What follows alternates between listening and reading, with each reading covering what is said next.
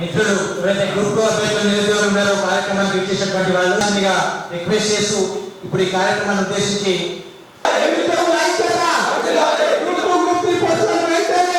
నమస్తే, welcome to Disha TV. గత కొద్ది రోజులుగా గ్రూప్ 3 విద్యార్థులు అయితే పోస్టులు పెంచాలని మరియు వాళ్ళ యొక్క డిమాండ్లు కోసం అని చెప్పి ఇక్కడ ప్రెస్ క్లబ్లో ప్రెస్ మీట్ నిర్ణయించారు. వాళ్ళు అసలు ఏం నిర్ణయించుకున్నారు, వారు తీసుకున్న చర్యలు ఏంటని చెప్పేసి వాళ్ళని అడిగి తెలుసుకుందాం. నమస్తే మేడం. నమస్తే, చెప్పండి. అసలు మీరు ప్రెస్ మీట్లో ఏం నిర్ణయించుకున్నారు అండ్ మీరు దేనికోసం అయితే కొట్లాడుతున్నారో, మీరు గవర్నమెంట్ నుంచి వెళ్ళి మీకు ఒకటి ఇందాకైతే ఫేక్ న్యూస్ అయితే వైరల్ అవుతుంది, దానిపైన మీ స్పందన ఏంటి? మేము ఇక్కడ ప్రెస్ మీట్ పెట్టడానికి ముఖ్య కారణం ఏంటంటే గ్రూప్ 2, 3 పోస్టులు పెంచి డిసెంబర్లో ఎగ్జామ్స్ కండక్ట్ చేయాలని మా డిమాండ్ అనమాట. సో ఆ ప్రెస్ మీట్ అది ఎంతవరకు వాస్తవం అనేది మాకు తెలియదు. ఎందుకనంటే అది అధికారికంగా డిక్లేర్ చేయలేదు, టీజీపీఎస్సీ వెబ్సైట్ నుంచి అది రాలేదు. సో దాన్ని మేము నమ్మలేము. మాకు గవర్నమెంట్ నుంచి ప్రకటన రావాలి, లేకపోతే టీజీపీఎస్సీ నుంచి వెబ్ నోట్ అన్న ఇవ్వాలి. అంతవరకు నమ్మే ప్రసక్తి లేదని తెలియజేస్తున్నాను. సో ఇది మీరు ప్రెస్ మీట్ చేస్తున్నప్పుడు మీకు ఏదైతే ఫేక్ న్యూస్ వచ్చిందో అది మీకు ఎవరు చేశారనుకుంటున్నారు? గవర్నమెంట్ నుంచి వచ్చిందా, లేదంటే మీ గ్రూప్ 2కి ఎవరైతే వ్యతిరేకంగా ఉన్నారో వాళ్ళు ఇచ్చారనుకుంటున్నారా? ఎవరైతే ఇప్పుడు గ్రూప్ 2కి వ్యతిరేకంగా ఉన్నారో వాళ్ళే ఇచ్చినారేమో అని మేము అనుకుంటున్నాము. సో అదే చెప్తున్నాను కదా, గవర్నమెంట్ నుంచి వచ్చే వరకు మేము నమ్మమని. రేవంత్ రెడ్డి గారివి మాటలు కోటలు దాటుతాయి, కానీ పనులు గడప కూడా దాటనటువంటి పరిస్థితి. అధికారంలోకి రావడానికి ఎన్నెన్నో హామీలు ఇచ్చిండు, కానీ ఒక్కదాన్ని కూడా చక్కగా అమలు చేసింది లేదు. కేవలం ఆయన పదవులను ఆశించడానికి ముఖ్యమంత్రి కావాలనే నిరుద్యోగులని మోసం చేసి ఈరోజు సీఎం అయిండు ఆయన. సో ఇంకా కూడా ఇంత ధర్నాలు, ఇన్ని నిరసనలు, ఆమరణ నిరాహార దీక్షలు, తెలంగాణ నిరుద్యోగులు మొత్తం రోడ్లపైన ఉన్నా కూడా అతనికి చలనం లేదనే అనిపిస్తుంది. దున్నపోతు మీద వర్షం పడ్డట్టే ఉంది వాళ్ళ వైఖరి అనేది. సో మేము వాళ్ళని రిక్వెస్ట్ చేసేది ఒకటి, మాకు ఎట్లాంటి పొలిటికల్ పార్టీస్తోని సంబంధం లేదు, మేము నిజమైన నిరుద్యోగులం మాత్రమే. సో మీరు మాకు ఈ ఇష్యూని పొలిటికల్ చేయొద్దు. మాకు గ్రూప్ 2, 3 పోస్టులు పెంచి డిసెంబర్లో ఎగ్జామ్ కండక్ట్ చేయాలి. అంటే మీరే అన్నారు కదా, ప్రజాపాలన, ప్రజాప్రభుత్వం, మీరు చెప్పినట్టే వింటామని. కానీ ఇప్పుడు ఎక్కడ చూసినా తెలంగాణ రాష్ట్రం మొత్తం నిర్బంధంలో ఉంది. ఎక్కడ చూసినా పోలీసులతోని అక్రమ అరెస్టులు చేపించి అందరినీ బాధ పెట్టే ప్రయత్నం చేస్తుంది. సో ఇట్లాంటి అన్నీ చేయకుండా మా దగ్గరకు వచ్చి మాతో చర్చ జరిపించి మా డిమాండ్లు ఏందో తెలుసుకొని మాకు న్యాయం చేయాలని మేము వాళ్ళని కోరుకుంటున్నాం. అయితే ఇదే 2-3 రోజుల క్రితం రేవంత్ రెడ్డి గారు మాట్లాడుతూ రాష్ట్రంలో కానీ లేకుంటే ఎక్కడ చూసినా కూడా అసలు ఒక్క కేసు లేదు, నిరుద్యోగులు ధర్నాలు లేవు అని చెప్పేసి మీ వెనుక అయితే గత ప్రభుత్వం ఉండి నడిపిస్తున్నారు, మిమ్మల్ని ముందుంచి వాళ్ళు వెనుకలు నడుస్తున్నారని చెప్పి రేవంత్ రెడ్డి గారు మాట్లాడారు. సో దీనిపైన మీరు ఏం చెప్పాలనుకుంటున్నారు? ఒక 9 months బ్యాక్ పోతే ఎవరి దగ్గరకు వచ్చి స్టూడెంట్స్ని తీసుకొని పోయి ఏదైతే అన్ఎంప్లాయ్మెంట్ ఇష్యూ ఉందో దాన్ని పొలిటికల్ చేసింది ఎవరు? కాంగ్రెస్ పార్టీయే కదా. అది అందరికీ కనిపిస్తుంది, వినిపిస్తున్న నిజమే. ఇప్పుడు ఎవరి ట్రాప్లోనో ఉన్నామని ఈ సమస్యని తప్పుదవ పట్టించే ప్రయత్నంలోనే వాళ్ళు ఎప్పుడు చూస్తున్నారు, కానీ సమస్యని పరిష్కరించాలనే ఆలోచన వాళ్ళకి ఏమాత్రం లేదు. స్టూడెంట్స్ మీద కొంచెం కూడా ప్రేమ లేదు, స్టూడెంట్స్ అంటే పట్టి లేదు, నిరుద్యోగులు అంటే అసలుకే పడతలేదు వాళ్ళకి. నిరుద్యోగుల మీద ఎందుకంత కక్ష సాధిస్తున్నాడో అర్థం కాదు. ఈరోజు నిరుద్యోగులు లేనిదే ఆయన ప్రభుత్వంలోకి వచ్చిండా? లేదు కదా. నిరుద్యోగుల సహాయంతో, వాళ్ళు వేసిన ఓట్లతోని, వాళ్ళు చేసిన ప్రచారం దానితోనే కదా ఆయన పవర్లోకి వచ్చింది. ఇప్పుడు నిరుద్యోగులకి ఇంత అంటే ఏంది, ఇప్పుడు ఇగ్నోరెంట్గా బిహేవ్ చేస్తే వీళ్ళు కొన్ని రోజులు అట్లనే వదులుకుంటారు, పోతారు అనుకుంటున్నారేమో. అట్లా జరగదు. మా హక్కులనే మేము నెరవేర్చుకునేంత వరకు ఈ పోరాటం అస్సలకే ఆగదు. మేము ఇట్లనే నిరసనలు తెలుపుతాం, ఇంకెంతటి దాకైనా మేము తెగిడిస్తామని తెలియజేస్తున్నాను. సార్, ఇదే ప్రెస్ క్లబ్, ఖైరతాబాద్ ప్రెస్ క్లబ్లో ఇదే నిరుద్యోగుల తరపున గత ఒక 9 months బ్యాక్, అంటే ప్రభుత్వం రావడానికి ముందు ఏమంటారు, ఇందులో నా పేరు మెన్షన్ చేశాడు రేవంత్ రెడ్డి సార్. ఒక్కసారి ఒక్క నిమిషం ఆగండి, ఒక్క నిమిషం. తెలంగాణ పబ్లిక్ సర్వీస్ కమిషన్ని బోర్డును రద్దు చేయడానికి సమావేశాన్ని ఏర్పాటు చేసిన యువమిత్రులు శివానంద స్వామి, మహేష్, మిత్రదేవి గారు ఈ కార్యక్రమాన్ని ఏర్పాటు చేసినారు. ఇంత స్వయంగా మా పేర్లను మెన్షన్ చేసిండు, మిత్రాదేవి అని, అది నేనే. మరి మేము ఆ రోజు ఆ క్షణం మీ నిరుద్యోగుల తరపున మీరు వచ్చి మాకు హామీలు ఇచ్చారు, మీరు మిమ్మల్ని నమ్మే కదా మేము ఇంత దాకా వచ్చినాం. మరి అలా ఎలా అంటారు కోవట్లని?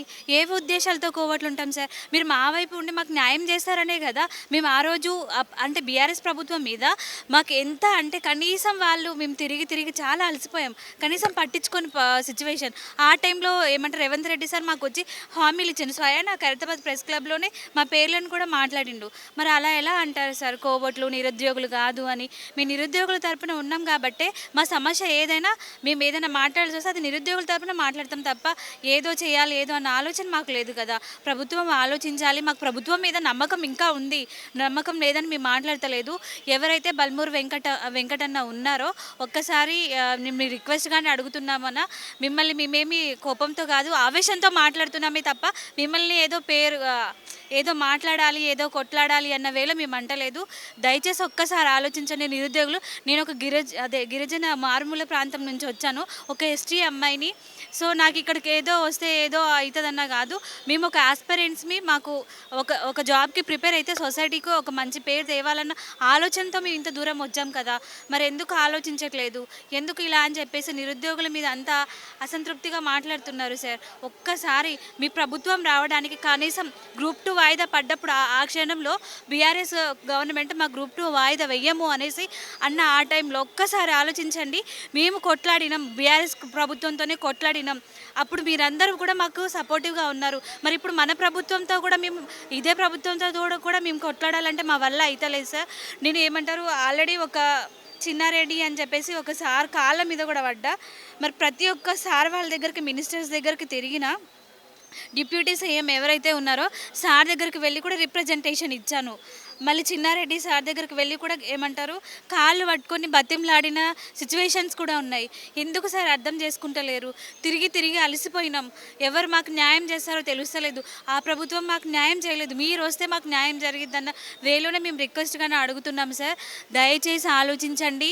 మా రిక్వెస్ట్ ఒక్కటే, గ్రూప్ 2 గ్రూప్ 3 పోస్టులు పెంచి మాకు డిసెంబర్లో ఎగ్జామ్ కండక్ట్ చేయండి. సో మా ప్రభుత్వం ఖచ్చితంగా మా గురించి ఆలోచిస్తుందనే మేము రిక్వెస్ట్గానే అడుగుతున్నాము. ఇది మా నిరుద్యోగుల తరపున అడిగే ఒక డిమాండ్.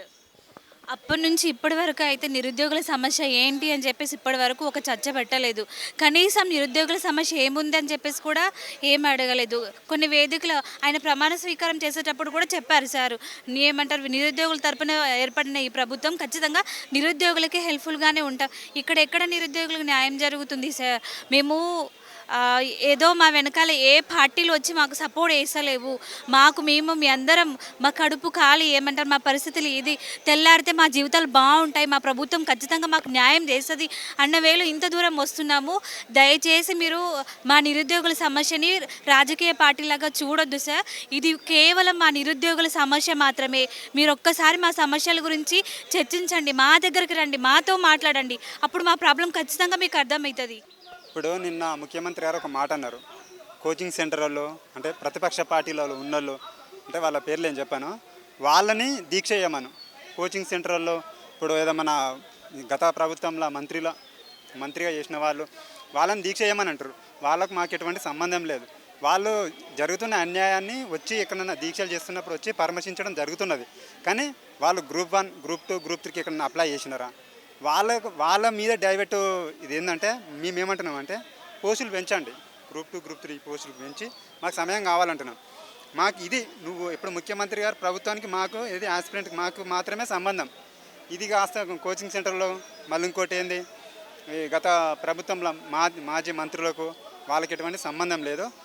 వాళ్ళు ఉంటే ప్రతిపక్షంగా మీరు ఎదుర్కోరు, వాళ్ళకి మాకు మధ్యలో ఎటువంటి సంబంధం లేదు. వాళ్ళని వంక పెట్టుకొని మాకు అన్యాయం చేయొద్దు. ఖచ్చితంగా పోస్టులు పెంచాలి, మాకు సమయం ఇవ్వాలి. ఇంకోటి ఈ పోస్టులు కూడా పాత ప్రభుత్వం వేసిన పోస్టులే, మీరు వచ్చినాక ఏవి ఒక్క పోస్టు కూడా పెరగలే. ఎస్ఐ కానిస్టేబుల్ పోస్టులు కూడా పాత ప్రభుత్వమే. అవి ఏంది, మీరు ఎల్బీ స్టేడియంలో మీరు వచ్చిన తర్వాత అధికారికంగా వాళ్ళకి పట్టాలు ఇవ్వడం జరిగింది తప్ప మీ హయాంలో ఒక్క పోస్ట్ కూడా వాళ్ళే ఎస్ఐ కానిస్టేబుల్ నోటిఫికేషన్ కూడా రాలేదు. ఈ విషయం మీద ఆన్సర్ చేయాలంటే కాంట్రవర్సీ అవుతుందండి. అంటే ఇదే కాంగ్రెస్ పార్టీ అపోజిషన్లో ఉన్నప్పుడు మాతోటి వచ్చింది, అంటే అప్పుడు మాతోటి రాజకీయం చేశారా? సో మీరు ఆ రోజు మేము మీరే చెప్పారు మిన్ని నోటి ద్వారా గ్రూప్ 2 2000 పోస్టులకి, గ్రూప్ 3ని 3000 పోస్టులకు మేము నోటిఫికేషన్ ఇస్తాం, సప్లిమెంటరీ నోటిఫికేషన్ ఇస్తాం, మీకు న్యాయం చేస్తాం, మీకు సమస్య ఉందంటే మేము ఖచ్చితంగా రియాక్ట్ అవుతాం అని చెప్పేసి మీరే అన్నారు. లైబ్రరీ సాక్షిగా రాహుల్ గాంధీ వచ్చి అండ్ బల్మూరి వెంకట్ అనే వ్యక్తి వచ్చి మాకు హామీ ఇచ్చారు. కానీ మీరు కూడా ఇదే ప్రెస్ క్లబ్లో మాకు హామీ ఇచ్చారు అన్నట్టుగానే ఆ మాట మీద నిలబడాలా. మేము గొంతెమ్మ కోరికలు ఏమో అడగట్లేదండి, మేము పోస్టులు పెంచమని చెప్పేసి అంటున్నాం. తెలంగాణ రాష్ట్రం వచ్చినప్పటి నుంచి ఎన్నిసార్లు గ్రూప్ 2 అయినాయండి? 2016లో ఒక్కసారి, ఆ తర్వాత 2016లో 1000 పోస్టులకి మాత్రమే ఇచ్చారు. ఆ తర్వాత పాతకాలం నుంచి అదే 2010 నుంచి ఇప్పటి వరకు ఒకేసారి అయింది. చెప్పాలంటే 2011 నుంచి ఇప్పటి వరకు ఒకేసారి అయింది మధ్యలో. అప్పటి నుంచి ఎన్ని ఖాళీలు ఉండాలా? మీరు అయితే పోస్టులు లేవు, ఖాళీగా లేవు, మేము ఎక్కడి నుంచి ఇస్తాము, three years extend KCR government extend చేసి ఏజ్ పెంచేశారు అని చెప్పేసి మీరు అంటున్నారు. మీరు మా నుంచి తప్పించుకోవడానికి, మమ్మల్ని అన్యాయం చేసేదానికే ఆ మాట అంటున్నారు. ప్లీజ్, మీరు నిన్న చేసిన మాటలకి మేము చాలా హర్ట్ అయ్యాం. ఎందుకంటే మీరే ఈ మీడియా సాక్షిగా గెలిచిన తర్వాత ఒప్పుకున్నారు, మేము నిరుద్యోగులు లేకుంటే ఈ గవర్నమెంట్ ఫామ్ అయ్యేది కాదు అని చెప్పేసి. కానీ ఈరోజు మా కడుపున తంతున్నారు. మీరు పోస్టులు పెంచాలా, ఎట్టి పరిస్థితుల్లో పోస్టులను పెంచాలా. 2000 గ్రూప్ 2 పోస్టులను 3000 పోస్టుల, గ్రూప్ 2 3 పోస్టులను 3000కి పెంచాలా. అండ్ డిసెంబర్లో ఎగ్జామ్ కండక్ట్ చేయాలా. ఎందుకంటే కొత్త వాళ్ళకి కూడా అవకాశం ఇవ్వాలా అప్లై చేసుకునే దానికి. సప్లిమెంటరీ నోటిఫికేషన్ ఇచ్చి డిసెంబర్లో కండక్ట్ చేస్తే 20 రోజుల గ్యాప్తో, ఎందుకంటే ఒక రివిజన్ అయ్యేదానికి మాకు దాదాపు ఒక 20 డేస్ పడుతుంది. సో మీరు డిసెంబర్లో ఇస్తే మాకు అనుకూలంగా ఉంటుంది. కానీ కాంట్రవర్సీ మేము రాజకీయాలు చేయట్లేదండి. జస్ట్ మేము పోస్టులు పెంచండి, మేము ఎగ్జామ్ రాసుకుంటాం, ఒకవేళ జాబ్ వస్తే ఓకే, జాబ్ రాకపోతే వేరే ఏమన్నా పని చేసుకుంటాం, లేకుంటే మీరు ఏదైనా కల్పిస్తామంటే మీరు సబ్సిడీ రుణాలు ఇచ్చి ఏదైనా ఇలా బతకమని చెప్తే మేము దాన్ని కూడా రెడీ. కానీ కొద్దిగా మా పైన కొద్దిగా కరుణ కనిపించాలి సార్. మీరు ఒక పోస్టు సీఎం పోస్టు ఎక్కాక ఒక మాట, సీఎం పోస్టుకు ముందు ఒక మాట మాట్లాడితే అది కరెక్ట్ కాదు. అది కూడా మీకు తెలుసు. అంటే గత ప్రభుత్వం అనేది చాలా దారుణమైనండి. ఎందుకంటే రేవంత్ రెడ్డి గారికి ఎవరో పక్కదో పట్టిస్తున్నారు, రాంగ్ ఇన్ఫర్మేషన్ ఇచ్చినారు. మరి అట్లా అనుకుంటే మాకు ఎగ్జామ్స్ గత టీఆర్ఎస్ ప్రభుత్వంలో మా ఎగ్జామ్స్ అన్ని ఓవర్లాప్ అయినని చెప్పేసి టీఎస్పీఎస్సీని 2 సార్లు మేము ముట్టడించినాం. వేల సంఖ్యలో మేము ముట్టడించినాం. వేల సంఖ్యలో ముట్టడించినప్పుడు కోదండరామ్ సార్ వచ్చారు, అద్దంకి దయాకర్ అన్న వచ్చారు, రియాజ్ సార్ వచ్చారు, తర్వాత వివిధ ఎన్ఎస్సీ బల్మూరి వెంకటన్ వచ్చారు, వీళ్ళందరూ వచ్చారు. మరి మేము ఆ రోజు వాళ్ళు ప్రభావితం చేస్తే మేము ఆ రోజు మేము చేసామా? కానీ ఇది కరెక్ట్ కాదు. రేవంత్ రెడ్డి గారు ముఖ్యమంత్రి హోదాలో మాట్లాడడం అనేది కరెక్ట్ కాదు. ఎందుకంటే రేవంత్ రెడ్డి గారికి ఇవన్నీ తెలుసు, మా సమస్యలు ఉన్నాయని తెలుసు. ఎందుకంటే రేవంత్ రెడ్డి గారు ఆ రోజే విద్యార్థులందరికీ ఎగ్జామ్స్ అన్ని ఓవర్లాప్ అవుతున్నాయి, ఈ గ్రూప్ 2 ఎగ్జామ్ని సరైన సమయంలో పెట్టాలా, ఒక గ్యాప్ ఇచ్చి పెట్టాలా.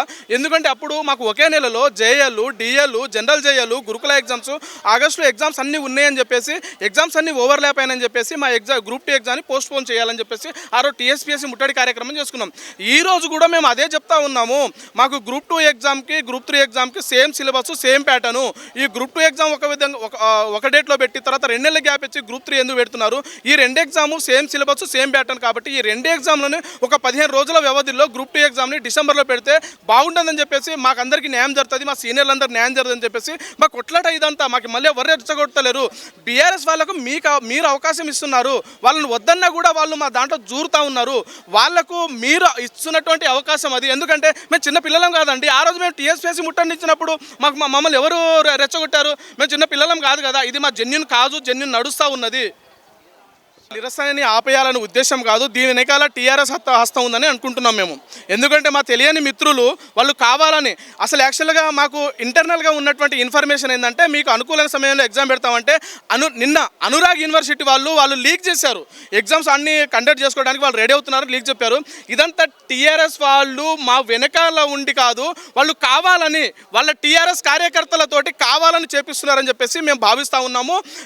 ఈ మమ్మల్ని ఇక్కడ రెచ్చగొట్టుడు కార్యక్రమాలు చేసే కార్యక్రమాలు, ఎందుకంటే మేము కాబోయే ఆఫీసర్లం అండి.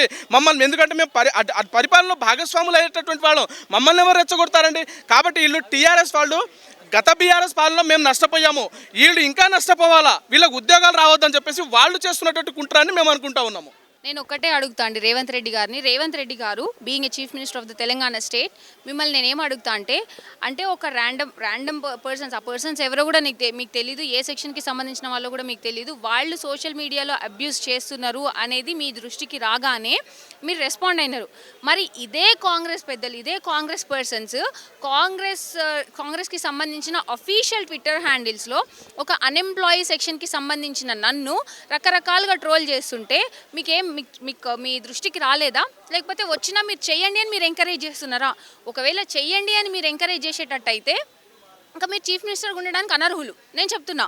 ఎందుకనంటే ఒక ఆడ మనిషిని పట్టుకొని మీ కాంగ్రెస్ ప్రభుత్వంలోనే ఒక రెస్పెక్టెడ్ ఎమ్మెల్సీ అడ్డమైన మాట మాట్లాడినప్పుడు దానికి ఎందుకు మీరు స్పందించలేదు? దానికి ఎందుకు మీకు స్పందించాలని అనిపించలేదు? అంటే ఇది కాంగ్రెస్ని మేము క్వశ్చన్ చేస్తున్నామనే కదా. అంటే మేము కాంగ్రెస్ని క్వశ్చన్ చేయొద్దా? మీరు మాత్రం అడ్డగోలు హామీలు ఇవ్వచ్చు, కానీ మేము మాత్రం క్వశ్చన్ చేయొద్దు. అంటే హామీలు ఇచ్చేటప్పుడు మీకు కొంచెం కాకపోతే కొంచెం ఆలోచించారా? అప్పుడు లేని లీగల్ ఇష్యూస్ అట్లాంటివన్నీ ఇప్పుడు ఎందుకు వస్తున్నాయి? మేము అడిగేది ఏంది, గ్రూప్ 2 and 3 పోస్టులు పెంచండి అని. అది పాసిబుల్ అవ్వదు అని అంటున్నారు. ఏ రకంగా పాసిబుల్ కాదో కూడా మీరు చూపించండి నాకు. ఎందుకు చూపించట్లేదు మీరు? ఇప్పుడు ఆల్రెడీ 2016లో జరిగింది, అది ఏపీలో జరుగుతుంది, అన్ని ప్లేసెస్లో జరుగుతున్నప్పుడు ఒక్క తెలంగాణలోనే ఎందుకు పాసిబుల్ అవ్వట్లేదు? ఏమన్నా అంటే జాబ్ క్యాలెండర్ అంటున్నారు. ఇవ్వండి జాబ్ క్యాలెండర్, మేము వద్దని అనట్లేము.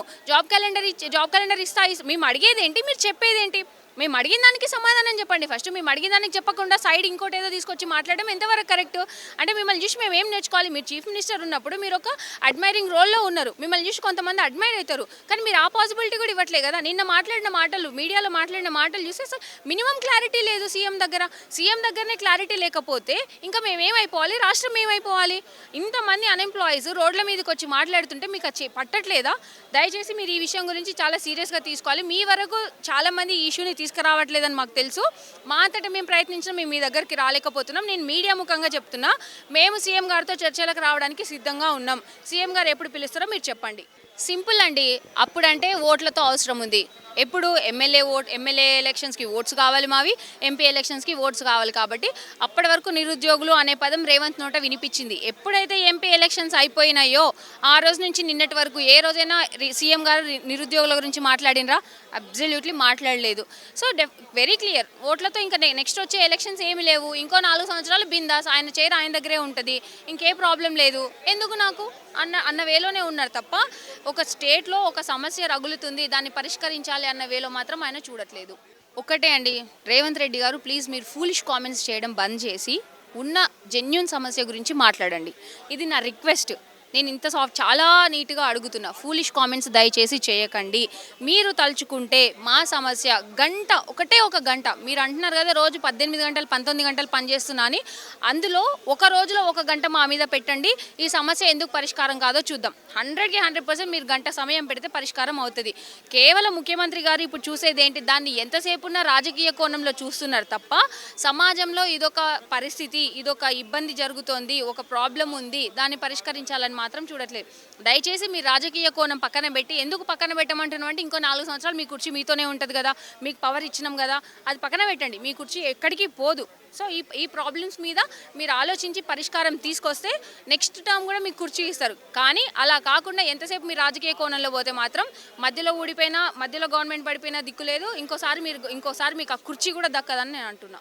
మీరు ఏదైతే నిరసన తెలుపుతున్నారో దీని వెనుక గత ప్రభుత్వం ఉంది. మీరు అసలు నిజంగా మీ ఉద్యోగాల కోసం చేయట్లేదు, ప్రభుత్వం మీ వెనుకాల బీఆర్ఎస్ పార్టీ మీ వెనుకాల నుండి నడిపిస్తున్నారని చెప్పి ప్రస్తుత ప్రభుత్వం ఆరోపణలు చేస్తున్నారు. దీనిపైన మీ స్పందన?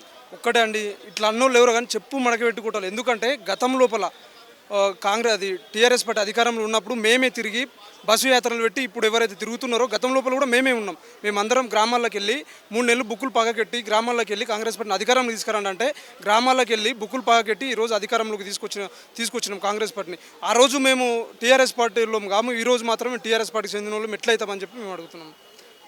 ఒకటే, ఈరోజు కాంగ్రెస్ పార్టీలో ఉన్న వాళ్ళు ఎవరైనా కానీ కూడా కనీసం వార్డు మెంబర్ కూడా గెలవనటువంటి పరిస్థితి దద్దమ్మలను తీసుకొచ్చి ఈరోజు అధికార పట్ల తీసుకొచ్చి కూర్చునబెట్టినాం.